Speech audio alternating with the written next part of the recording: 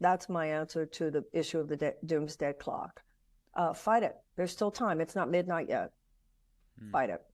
Number two, about, you read an article that said Vladimir Putin would be forced to use nuclear bombs. No, there's nothing that could happen that would force Vladimir Putin to use nuclear bombs. And there are those who would argue that if we're going to live our lives and the lives of our children under the threat of better not upset Vladimir Putin because he might drop a nuclear bomb, then you might want to think very seriously about that. I think that there is a lot of analysis of that situation in Ukraine that is somewhat simplistic.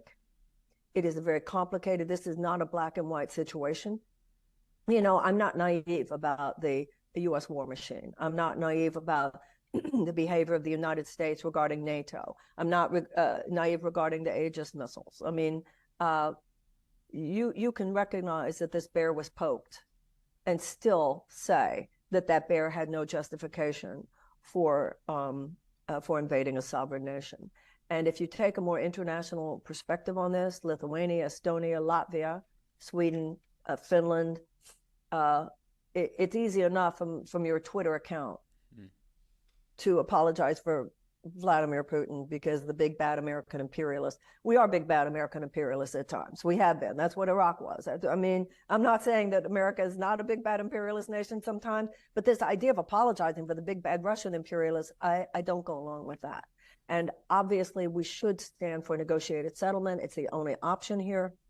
I do not say we just keep giving money to Iran for as long, to Ukraine for as long as it takes. I don't, that is not my stance. There's no as long as it takes for me. There is, let's get to a negotiated settlement. But I want it to be a negotiated settlement where there is a Ukraine to negotiate. Yeah, that's really profound. And I've also hosted Noam Chomsky, who mentioned that this might be a proxy war. It's difficult not to say that it might be a proxy war between... It's almost, of course it is.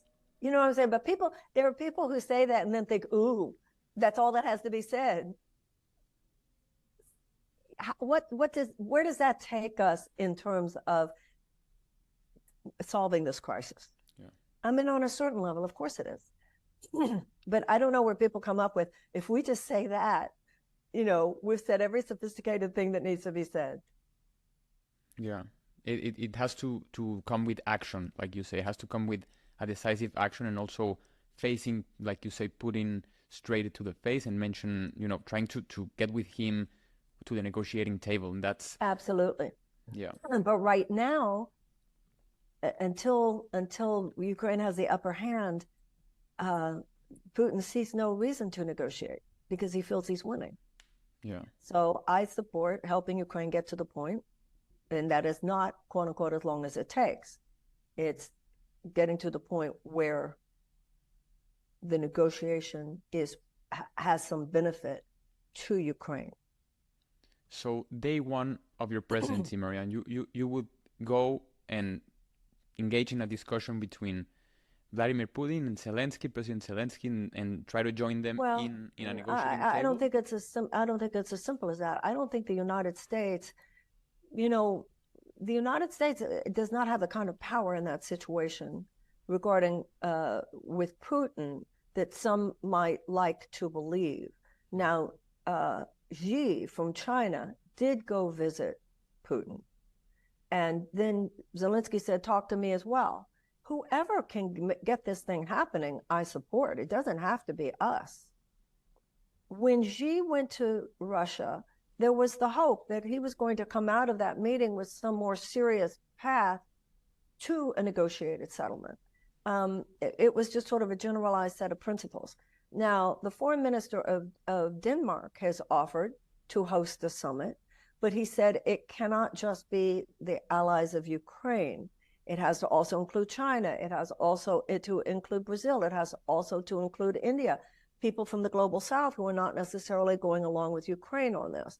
That is where I think I differ from Biden, although I'm not sure I can say that because I'm not sure that I can speak for how the Biden administration would approach that. My sense is that they would not be as open to that as I would.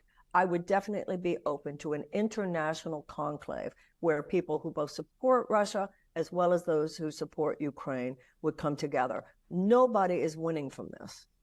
Nobody is winning from this. The people who support Ukraine are not winning from this. The people who support Russia are not winning from this. So in that sense, absolutely, I would support a conversation.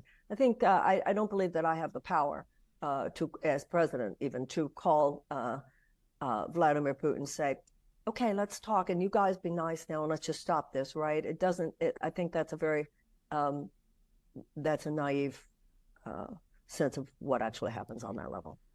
Yeah, it's probably a naive perspective on my end, thinking that we're just a phone call away.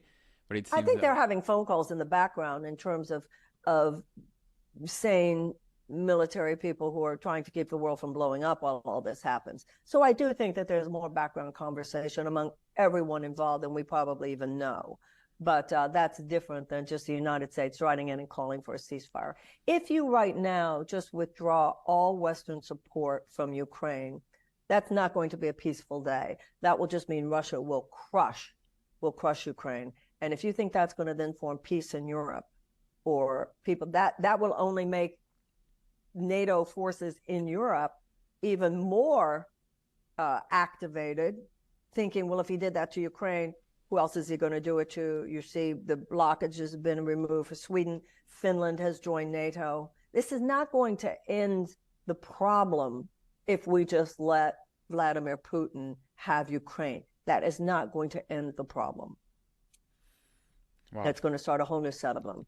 Yeah. And it seems that the time frames also, we don't know when this might end, but we're hoping it's not just an endless war. One of the questions